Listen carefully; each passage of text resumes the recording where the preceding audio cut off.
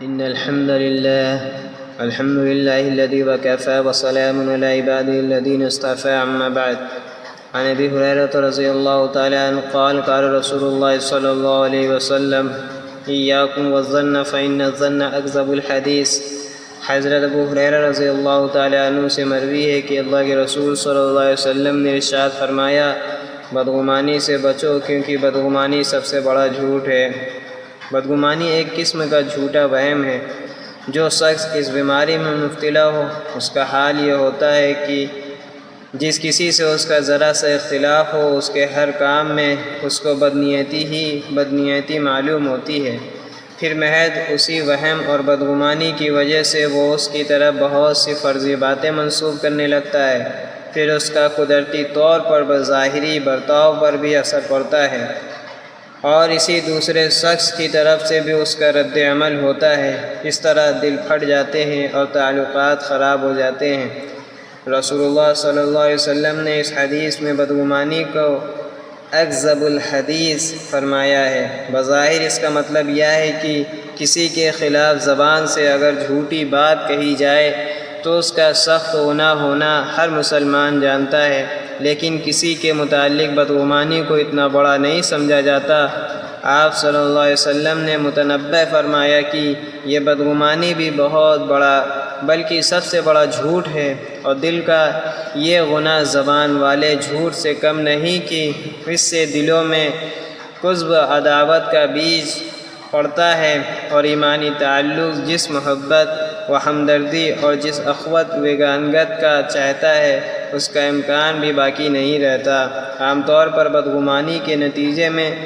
بغض اور کینہ بھی پیدا ہو جاتا ہے اور دل صاف نہیں رہ جاتے، جبکہ حضرت صلی اللہ علیہ وسلم نے ایک مرتبہ حضرت انس رضی اللہ تعالی عنہ کو خطاب کر کے فرمایا تھا کہ اے بیٹے، اگر تم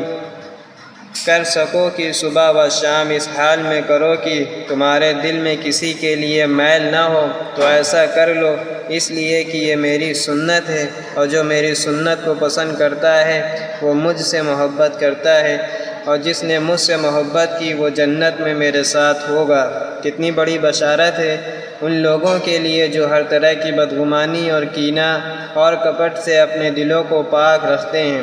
غیبت کے نتیجے میں بھی بدگمانیاں پیدا ہوتی ہیں،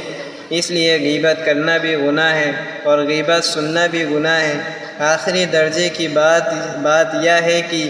ایک مرتبہ کسی نے حضور صلی اللہ علیہ وسلم کے سامنے کسی کی برائی بیان کی تو آپ نے منع فرمایا اور فرمایا کہ میں اللہ سے اس حال میں ملنا چاہتا ہوں کہ میرے دل میں کسی کے بارے میں کوئی غبار نہ ہو۔ میرے بھائیوں، بزرگوں، دوستوں اور عزیز ساتھیوں، ہمیں اس حدیث سے چند باتوں کو سیکھنے کو ملتا ہے، جن میں سے سب سے پہلی چیز کہ ہمیں بدگمانی سے بچنا چاہیے، اور ہمیں غیبت کرنے سے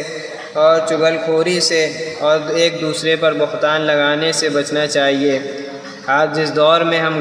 جی رہے ہیں اور جو معاشرے میں ہم رہ رہے ہیں، اس میں بہت عام ہو گیا ہے کہ ہم ایک دوسرے پر بہتان لگائیں، ایک دوسرے کو برا بھلا کہیں۔ ہم اپنے آپ کو بہت بڑا دیندار سمجھتے ہیں اور دوسروں کو بہتان لگاتے ہیں، اور دوسرے کی باتوں کو جھوٹا ثابت کرنے میں ہم اپنے آپ کو بھی نہیں دیکھتے۔ اس لیے ہمیں سب سے پہلے اپنے گریبان میں جھانکنے کی ضرورت ہے کہ کون کون سی برائیاں ہیں جو ہم میں پائی جاتی ہیں۔ اس لیے ہمیں خود بھی بہتان سے، چغل خوری سے، غیبت سے اور ہر طرح کی برائی سے بچنے کی ضرورت ہے، اور اپنے بھائیوں کو بھی برائیوں سے بچانے کی ضرورت ہے۔ اللہ تعالی ہم سب کو ان تمام غلط باتوں سے سننے اور کرنے سے بچنے کی توفیق نصیب فرمائے۔ وآخر دعوانا ان الحمد للہ رب العالمین۔